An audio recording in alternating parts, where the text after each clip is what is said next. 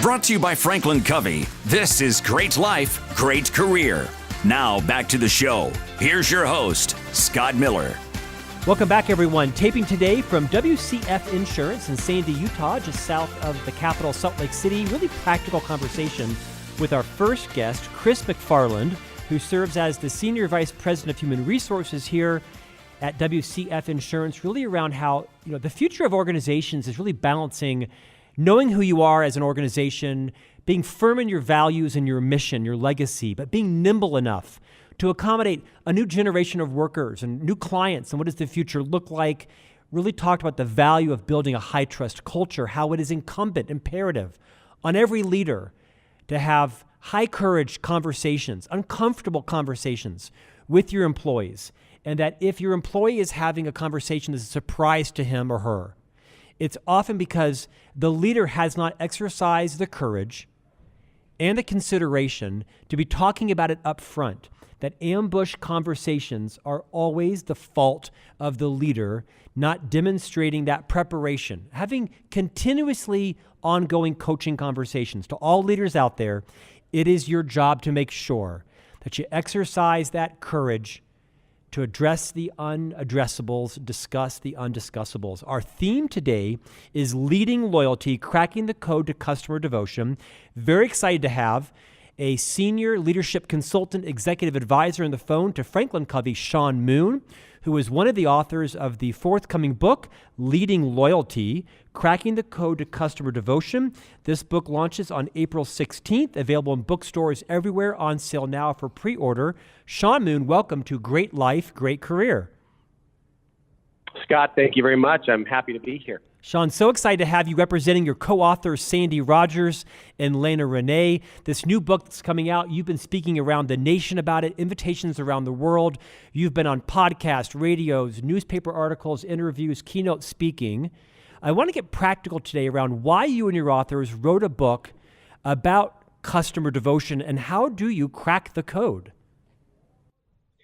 Yeah, Scott, thanks, first of all, for the opportunity to be here and talk about this important topic. And the reason why we have been speaking on this topic all over the place and demands literally across the world is, quite frankly, this is a topic that matters. In the book, we talk first about why it matters, and then we get very practical and very tactical about how you do something about it. But first on this notion of why, and why is this in such demand, and why is this worthy of this incredible effort to write a book and to engage people across the world. And the reason is because it has an economic edge, that this is an economic driver. We spent a lot of time, Scott, talking about the title itself, Leading Loyalty. And do we put the word customer in there? Because there's so much out there around this idea of customer loyalty. But quite frankly, that word customer we felt a little bit too narrow. Loyalty is something that is critical across the entire value chain. Yes, absolutely, with your customers, but also with the person sitting next to you, and also with the person to whom you report, and the people that you lead, and the suppliers and distributors, and everybody involved in the success of your organization. This topic is relevant to every single one of them. Shawn, you co-authored this book with Lena Renee and Sandy Rogers, and the book is actually based on the FranklinCovey offering by the same name. You were, for many years, the practice leader of this loyalty practice. You are now, with your authors, a well-known expert on this topic. Talk a bit about how all of the work you did with clients that were implementing FranklinCovey's one-day leading loyalty work session inspired the desire to write a book about your experiences. Yeah, thanks. That's a very, I think, important question. One of the benefits that I have had over the many years of, and it's nearly, actually just over 30 now, years of working with clients across the globe is that I hope that there's value that they derive from the engagements with me. But I'll tell you, there is enormous value that I get from them, and have learned so much over the years of working with large organizations and small organizations and governmental organizations. And so what we have done, my co-authors have had that same experience. We've been so so privileged to have the association with amazing organizations, some who are very successful, some who are striving for success. But we've learned so much from them, and we have learned, in fact, that this topic of loyalty really does matter. And there are some things that you can do about it. This is one of those topics that so many people write about, and we understand that there was one of the debates. Gosh, there has been so much written about this. But the thing that we feel like is unique in what we have to offer is that there are some practical things that you can begin doing right now with your team to create a culture of loyalty that's pervasive, that's pervasive at the senior levels of the organization, and maybe more important, that's pervasive across the front lines. Shawn, I've read the book and I've seen you speak and seen some of your articles written, and I want you to share why the frontline worker is so important when it comes to leading loyalty. You have a captivating premise around kind of the disproportionate impact they have and why that's risky and also has some upside. Yeah, it has great upside and there is some risk. And the research shows it comes down to this pretty startling statistic that 70% of how your organization is perceived is driven by the front line. Now, think about that statement. Think about what an organization does to create a perception, to create a sense of brand awareness and even loyalty. And there's a lot of work that goes into loyalty programs and reward membership points and programs, et cetera, marketing dollars expended, campaigns, and those are all good. And yet the research shows that they represent about 30% of how your organization is perceived. The vast majority of impact in terms of how your organization is perceived is driven by the front line of an organization. Now think about that demographic. This is the group that represents generally the largest mass of employees in the organization, and yet they are often the least paid, they're often the least trained, and they often represent the highest turnover in the organization. And yet it's in their hands. It's in their hands that we say, that we basically give the keys to the kingdom and say, you are the group, you're the group that represents, that has the ability to influence how we are seen, how we are viewed, how people feel about us.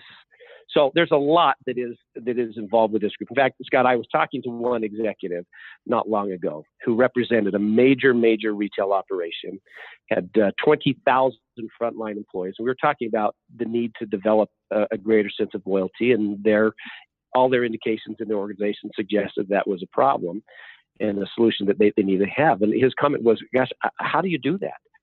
Because if I were to pull all of these people offline, I just simply couldn't afford it. There's no way logistically I can actually address this group. And so they went unaddressed, because these are the people that have the greatest impact in terms of how your organization is viewed. Shawn, the book actually is really very engaging. So many great, relatable stories that we all can kind of identify with. And it's organized in a very also easy to understand structure, probably a 3 or 4 hour read at the most, perfect for an airplane flight. You organize it around 3 principles, 6 practices, and then 11 loyalty huddles. And I want to save some time for the huddles. But first, would you spend maybe just 30 seconds on each? Talk about these 3 principles of empathy, responsibility, and generosity. Yeah, and so Scott, you've just outlined how the book is structured, and really that outline is designed to address the problem that I just raised. How do you answer the question of getting your frontline engaged? Well, it is through the dissemination of these 3 principles, the 6 practices, and the 11 huddles. The 3 principles are very foundational, very fundamental. That if not appreciated and understood, you won't be effective in addressing this issue. They are empathy, this idea of feeling how other people feel and seeing how they see.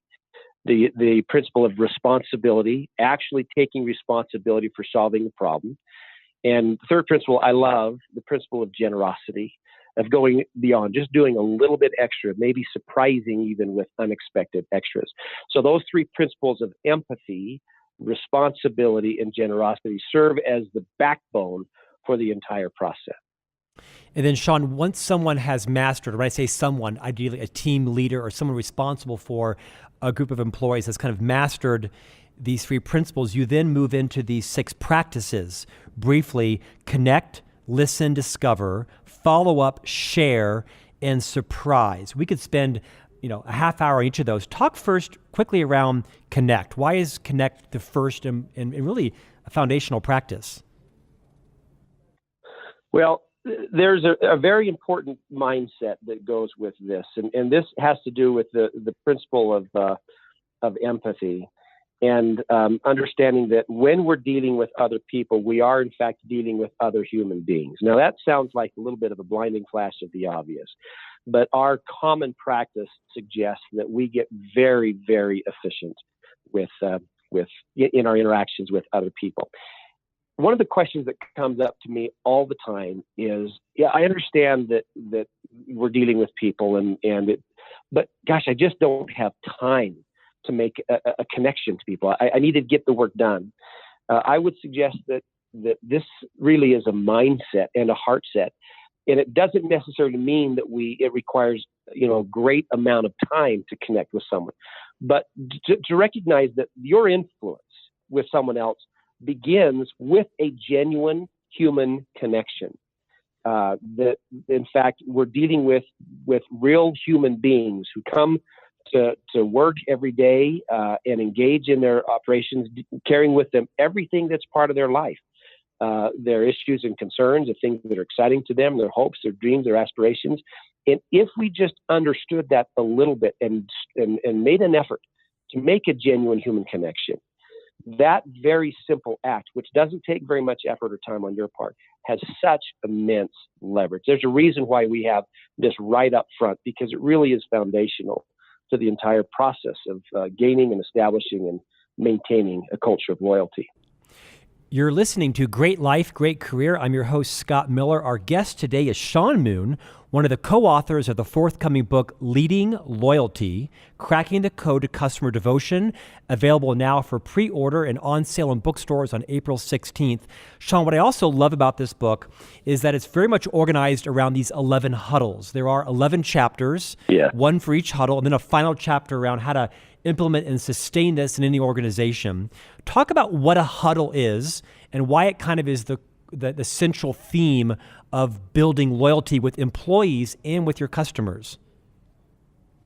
So a minute ago, I shared with you the interaction I had with an executive of a very large retail operation who expressed concern that it just didn't have time and resources to impact the front line, knowing how leveraged and how important the front line is. These huddles really are the key.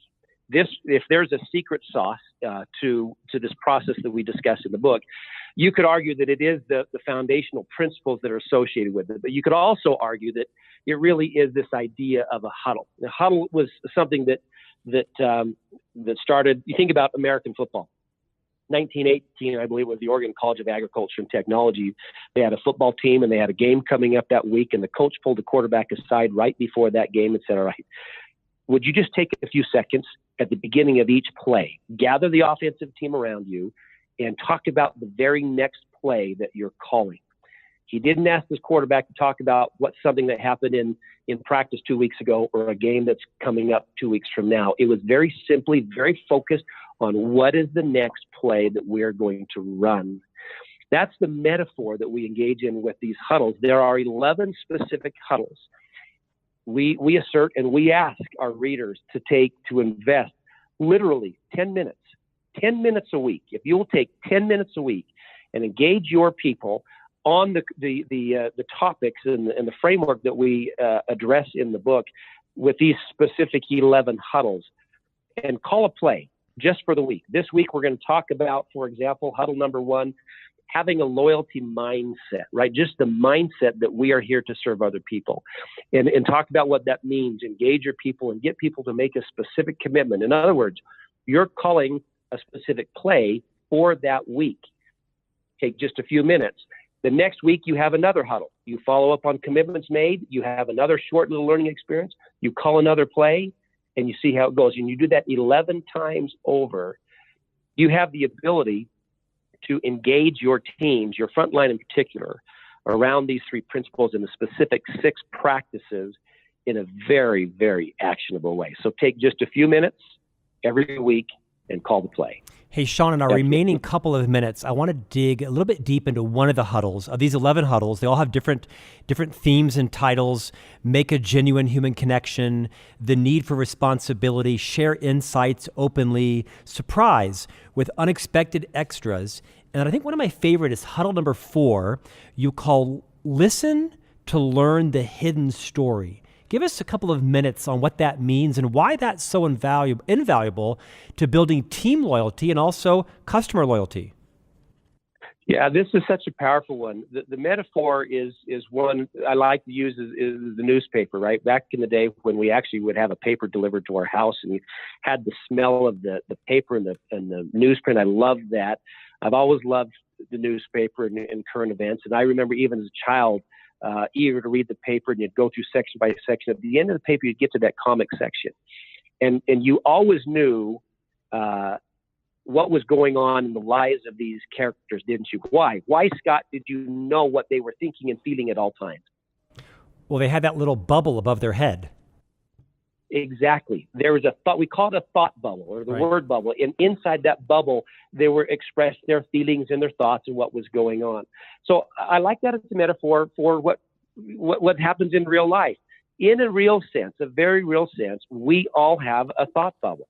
We have this, we carry with us every day the things that are happening, the things that are working, the things that are not working, a conversation we had with a spouse, maybe a struggle we have with a teenage son, or a project that we're excited about at work, or whatever it is. We come to work every day with those feelings and emotions and ideas.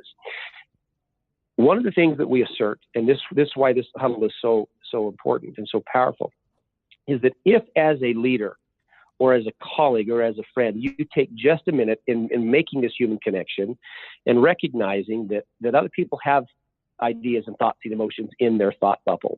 If we can just take a minute to listen to learn what really is important and urgent to other people, our effectiveness with those other people is greatly enhanced. That comes, by taking just a minute or two to ask simple, friendly, open-ended questions. Sometimes it means that we stay quiet while the other person is talking and we genuinely listen. I mean, how often does that actually happen in real life, where we actually listen to learn rather than listen to respond? I love what Stephen R. Covey said about this idea. He said the deepest need of the human soul is to feel understood. And that's a powerful statement. But the fact of the matter is, we as human beings do have this need to feel understood, to feel like we can contribute. And leaders who have the ability to tap into that and to take just a second and listen to learn will create a real sense of loyalty, a real sense that, you know what, I matter to this person. I matter to this leader. And I guess that means that what I do matters. If I have ideas that I want to share, I can share them. If I have concerns I want to share, I can share them, because what I have to say really does matter. This is an underutilized practice, and it does require some skill. And so that's the huddle, right? What if everyone on your team took a minute just to pause and say, all right, I'm going to make commitments this week to listen to learn to someone else. Shawn, you've been a formal leader, author of numerous books, including Talent Unleashed. You've written a book around the ultimate competitive advantage. You've adapted that book for that in the government industry. What advice would you give to every team leader who's listening to this on iHeartRadio or any podcast channel, of all the things you've learned across your 30-year career dedicated to leadership development, building great cultures? Give us one quick takeaway tip in our final 30 seconds that can transform anyone's legacy.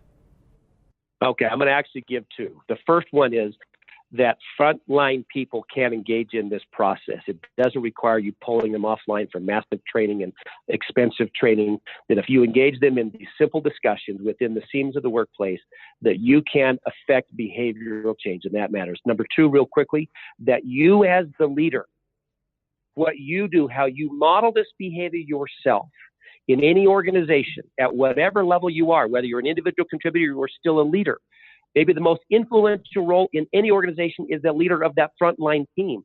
That what you do every day and how you model these behaviors specifically is everything. So even if you don't have a team, I encourage you to pick up the book and read through and have a huddle with yourself. That sounds silly, but read through and challenge yourself and make commitments every week, because what you do, how you model, makes all the difference in the world. Our guest today has been Shawn Moon, the co-author of the new book, Leading Loyalty, Cracking the Code to Customer Devotion, available for pre-order now and in bookstores everywhere on April 16th. Shawn, thank you for coming. We'll have you back sometime on your next book. I'm sure you'll be out keynoting and speaking at conferences around the world in the coming year on what I think is now the new handbook for every frontline leader and team member around how to build loyalty, not just with customers, but with your team members. Shawn, thank you for joining us. Thank you, Scott.